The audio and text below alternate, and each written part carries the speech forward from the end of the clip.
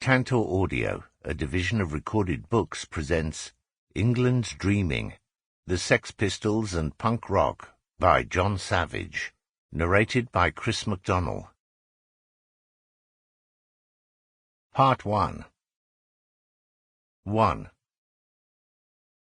In the city we can change our identities at will, as Dickens triumphantly proved over and over again in his fiction. Its discontinuity favours both instant heroes and instant villains impartially.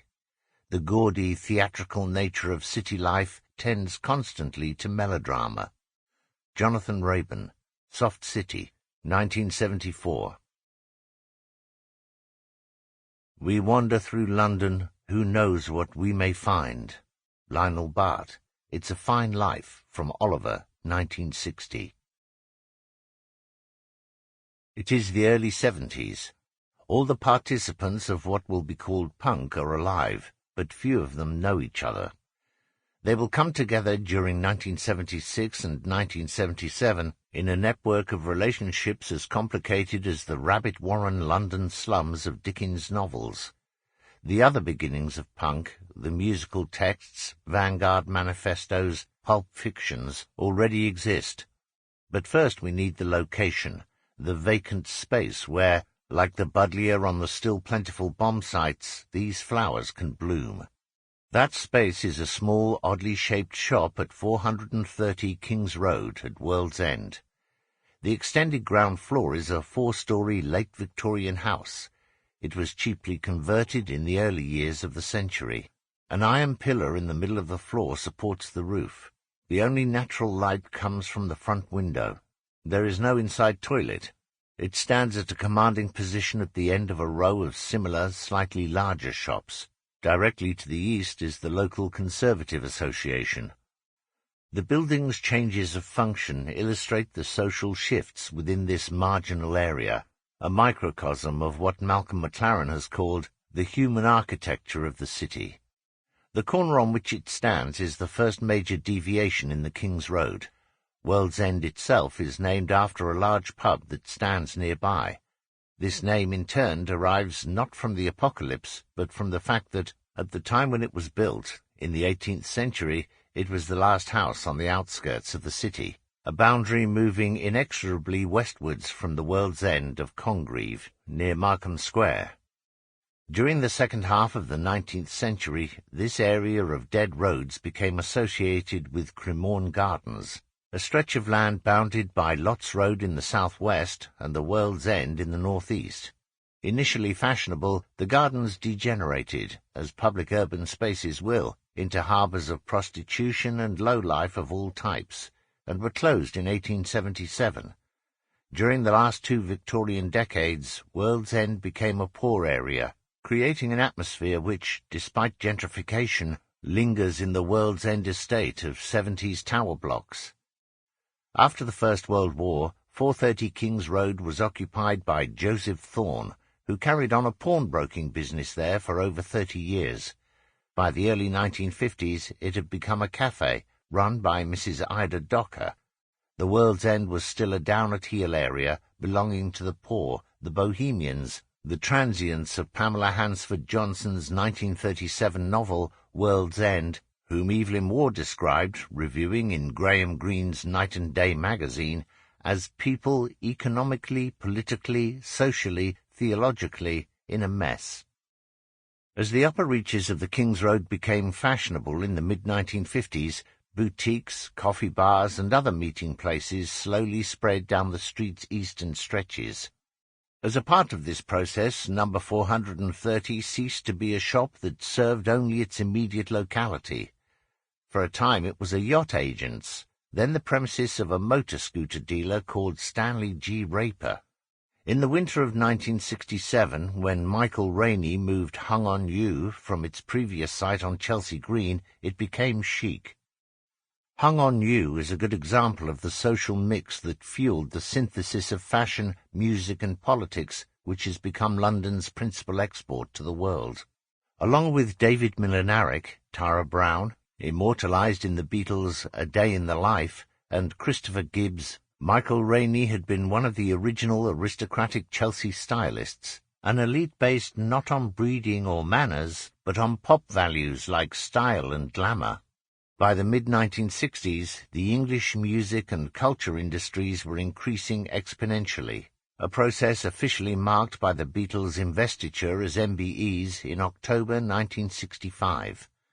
Pop groups like the Beatles, the Animals and the Rolling Stones, with roots ranging from the suburban to the truly poor, were not only becoming rich and famous, but the new aristocracy, in John Lennon's phrase, the kings of the jungle. They had few better role models than the Chelsea dandies, whose taste for exotica was already well developed. One can see the clothes on the Beatles or the Rolling Stones in early 1966, narrowly cut, high double-breasted suits in velvet or stripes, worn with garish, hand-painted 40s ties or 30s crêpe de chine scarves. This was the pop modernism of the mid-1960s on the cusp of hippie collage. As this style spread, it was principally sold in Carnaby Street or on the Portobello Road. Too remote, the World's End didn't directly profit from the bonanza. Although other shops like Granny Takes a Trip had opened in 1966, the corner was not a mass-market thoroughfare, but a place for drugs, eccentricity, or special pilgrimages. Michael Rainey closed Hung on You early in 1969. He had helped to originate the idea of multiple identity in fashion, of clothes worn not in a uniformity of caste or taste, but in a riotous confusion of colours, eras and nationalities. But the next occupants of 430 took the idea of fun clothes to a sickly conclusion. Trevor Miles had supplied Hung on You with caftans. More recently he had made waistcoats for Tommy Roberts' Kleptomania. They decided to set up a shop together, with a new name taken from an underground movie title. Mr. Freedom was like a gigantic playpen. Once inside the Ice Cream Sundae deco frontage, customers were greeted by a giant stuffed gorilla dyed fun fur blue. While a revolving silver globe in the ceiling gave an authentic palais feel, they could buy jars of sweets from the counters with the inset televisions twinkling away. Influenced by the 1950s, the clothes were trivial, garish and fantastic, pastiching the past 30 years of comic strip Hollywood vulgar. I did appliqué lightning bolts, long T-shirt dresses with rockets coming up them, Mickey Mouse T-shirts and all that, says Miles. Other items included Lucy Mabel Atwell-style print dresses, appliques with catchphrases like, "Slip it to me," and "Pow," worn by deliberately ugly models, Superman jackets and fake leopard skin everywhere. From the outset, the shop was a success. "I've never seen so much publicity on anything," muses Miles. "There was nothing else for them to grab onto. It was all very, very groovy." This was one source of a pervasive mood in early 70s pop culture, a mixture of camp and infantilism, triggered by the hippies' celebration of childhood as the ideal state. Evocations of the 30s environment characteristic of the baby boomer childhood, a process which would peak with that palace of fun, Bieber's Superstore, went hand in hand with the fine art codification in 1968 of 30 styles under the term Art Deco. As the sheer drive of pop modernism faltered, the era of decade-style revivals began. Style replaced content. Clothing became costume. Pop cult phenomena like Mr. Freedom shook loose individual items from time reference like the 30s or the 50s and ran wild with the past like a child in an antique shop. To aesthetes like Nick Cohn, this cheerful plunder was total anathema. For the moment, fun reigns supreme. At middle-aged joint-smoking parties, balding fatties come on as Johnny Weissmuller, and their wives play Rita Hayworth. It is not a pretty sight. For Miles, this total visibility brought rather more pressing problems, the rip-off.